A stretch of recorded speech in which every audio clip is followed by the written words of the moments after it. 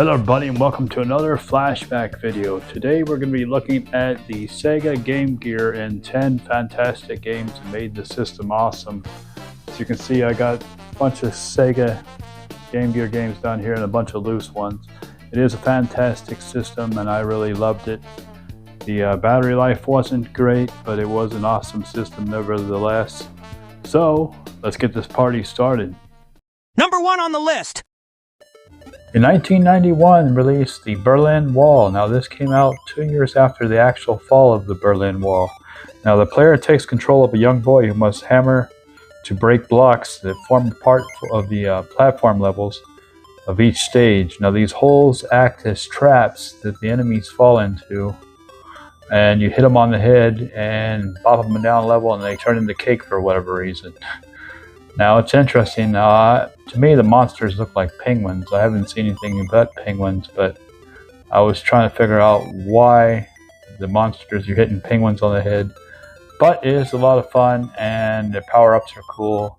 Definitely worth checking out. I stumbled across this game on the Game Gear and fell in love with it. So a lot of fun. Just feel guilty bopping penguins on the heads. But a lot of fun, definitely. And if you like this game, you'll like the next one. Number 2 on the list is... Choplifter III was released for the Game Gear in 1994. Now, there was also a Game Boy version, but this was released for the Europe market, whereas the Game Gear version was released exclusively for North America. Now, this is a fantastic game. Basically, you are a pilot rescuing hostages in a war-torn war zone, and you have to dodge enemy fire and save them and get them back to the UN. So pretty fantastic game. This is the third in the series. This is a pretty good version. It's a little challenging, but pretty good. I really like it. And just realized I can't shoot through the palm tree. But fantastic game, as you can see. Graphics look good, colors look good. The controls are pretty good. And it's not too hard of a game so far, and there's lots of extra levels and things going on. So definitely, if you love Choplifter, Choplifter 3 on the Game Gear is an excellent version and definitely a must-own. So if you like this game, you're really going to like the next game on the list because it is really awesome. Number 3 on the list is... Sonic Drift was released in 1994 for the Sega Game Gear. Now this was only launched in Japan, and you could assume of 1 of 4 players, that is either Sonic, Tails, Amy, or Dr. Eggman. And you get to pick 1 of 3 cups. There's green, yellow, and red emerald cups, and each cup has 6 races, and each time you finish a race, you get a placing and a certain number of points, and at the end, just like Mario Kart, they tally up all the points to see who the winner. Now the interesting thing is the game engine was heavily influenced by the Outrun series, so it does control like Outrun, so it makes it kind of interesting that they did that. The game is not bad, the graphics are okay, I guess. Sonic Drift is not a bad game, so it's definitely worth checking out. Sonic Drift 2 did release internationally, so you can get it everywhere on that one. But if you want to play the first one, you're going to have to import it. And like I said, not a bad game, so definitely worth checking out. So if you like this game, then you're really going to like the next one on the list. I'll be back after these messages. Pac-Man World goes portable for just $19.99. Pac-Man World is on the Game Boy Advance, brought to you by Namco. Now if you like this video and you haven't subscribed to the channel, then please do. And don't forget to hit that notification bell to stay tuned for when I post new videos. Now back to the back to the show. Number 4 on the list is... Batman Returns was released in 1992. It's an action game developed by Aspect based on the 1992 film Batman Returns. Now, the game loosely follows the plot of the film. The grotesque Penguin and his Red Triangle gang are terrorizing the city. They abduct and murder Gotham's Ice Princess and frames Batman for the murder. The Penguin is also running for mayor as part of the millionaire businessman Max Schreck schemes. for consolidating control over the city. Meanwhile, Shrek's former employee, Selena Kyle, takes up the mantle as Catwoman after he attempts to kill her for finding out about his plans.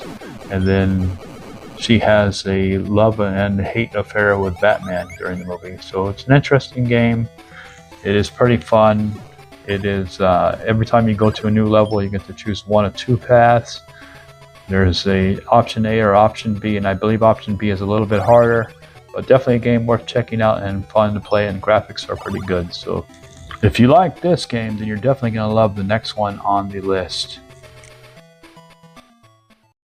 Number 5's game on the list is... GGLS was a 1991 vertical scrolling shooter video game developed and published by Compile for the Game Gear. Now this is a pretty darn good shooter, and I'm not a shooter fan. Now you're stopping the invading Moonchild army. Everything from the power-ups to the enemies to the end bosses, everything in this game is pretty awesome, even the music. So definitely, if you love shooters, vertical shooters, you'll definitely love this game. And it did get a release later on, way back later on, in collections on the Nintendo Switch and the PS4, I believe. So you can also play it there. But pretty great game to have, pretty good game to play and own if you love shooters. And like I said, the end bosses are pretty cool and definitely a challenge. I definitely got a challenge in this game and love every bit of it. So definitely worth checking out. Now, if you love this game, then I know you're really going to love the next one on the list, so let's check it out. Number 6 game on the list is... Columns was the first pack-in game for the Sega Game Gear. It was released in 1991. Now this is a match 3 puzzle game, and you basically rotate the blocks to match the 3 as they come down. It's a pretty fun game, puzzle game, so definitely like it. And it's one of many tile-matching puzzle games to appear from the great success of Tetris of the 1980s. So the game is pretty interesting, a lot of fun. It gets challenging later on as the pieces fall down faster and faster. It's a different version of the Tetris formula of Columns, but it's still a lot of fun. Definitely worth checking out. Music's not bad. It's not Tetris quality, but it's still pretty good. And for the Sega Game Gear, definitely a fun game and a must to play. Now, if you think this game is fun, wait till you see the next one on the list. Lucky number 7 game on the list is... Axe Battler is a 1991 action-adventure game developed by Aspecco and published by Sega for the Sega Game Gear. It's a spin-off of the Golden Axe series. Now, the protagonist is an Axe Battler, a male barbarian character from the original Golden Axe game. The main enemy is Death Adder. He is laying siege to the entire world. He steals the Golden Axe, a magic weapon that grants its wielder unimaginable power, from his hiding place of the Firewood Castle.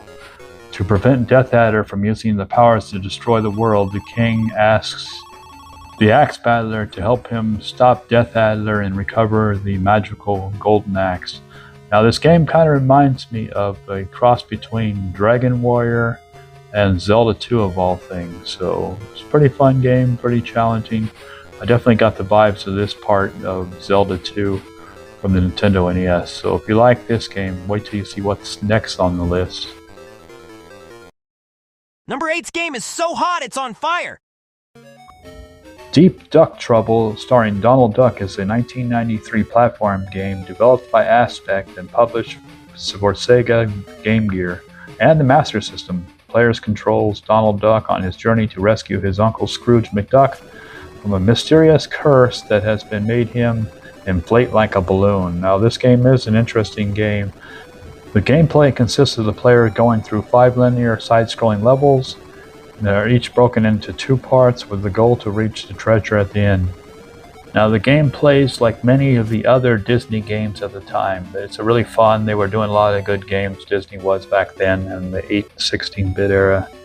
And this is another great game and definitely deserves to be number 8 on the list. It kind of reminds me of a sequel follow-up game to the DuckTales game, so on the original Nintendo NES. So definitely a fun game for its time, and I really like playing it still to this day. So if you like this game, then you're really going to love the next one on the list, because it truly is a good game. Number 9 is so good, it's one of a kind. Aladdin is a 1994 platform game developed by Simsco Ltd. For the Game Gear and the Master System. Now this is based off the 1992 animated film with the same name. Now Aladdin is a side-scrolling platformer game which the player assumes the role of Aladdin. Now the game is a lot of fun actually. The first couple levels is challenging. You have to not be captured by the guards, so you have to run, jump over these barrels, and not get stalled and not get grabbed by the guards, and it's challenging and a fun game. And a funny quick story is the Genesis version, we got it first, and my sister saw it and she grabbed it and borrowed it, and it never came back to our room, so we never played the Genesis version. But lucky enough, later on we got the Game Gear version and got to play that at least. So definitely a fun game and a lot of fun. Disney was making really good games in the 8 and 16-bit eras, especially for video games, and they put a lot of character and thought into it. So if you like this one, you're really going to like the next one on the list. Perfect 10, it's the best of the best. No contest, no stress, just pure success. For the system, it reigns above the rest. A must-have for the player obsessed. Sonic the Hedgehog is a 1991 platform video game developed by Ancient and published for the Sega Game Gear. Now this is a companion to the original Sonic the Hedgehog that was developed for the 16-bit Genesis. Now the 8-bit Sonic is the side-scrolling game similar to the 16-bit one, just everything is a little bit reduced in complexity to fit the system. Now this is an awesome game. I originally bought it when I was in Georgia in the military, and I just got out of basic training, and it was a present that I was buying for my brother, my younger brother. So I played it on the airplane home, charged it up for him, played it. Well, actually didn't charge it up back then, I had batteries, but played it on the way home. I really enjoyed it. I didn't beat it because I only played it for a few hours till I got back to California.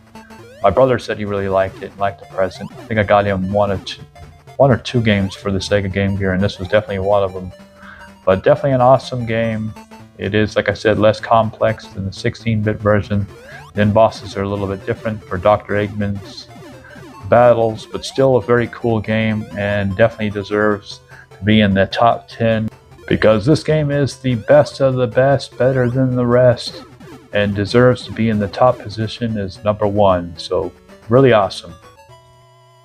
So anyways, that is it for this episode where we took a look at the Sega Game Gear and 10 fantastic games that made the system awesome. So let me know which one your favorite was. I really like Sonic the Hedgehog on this list. I really like Choplifter III and a few others on here, Axe Battler. So there are some good ones on this list. Let me know which one your favorite is. Anyways, that is it for this episode. If you like this video, you may like this one up there or up there. Take care, everybody. Have a good one.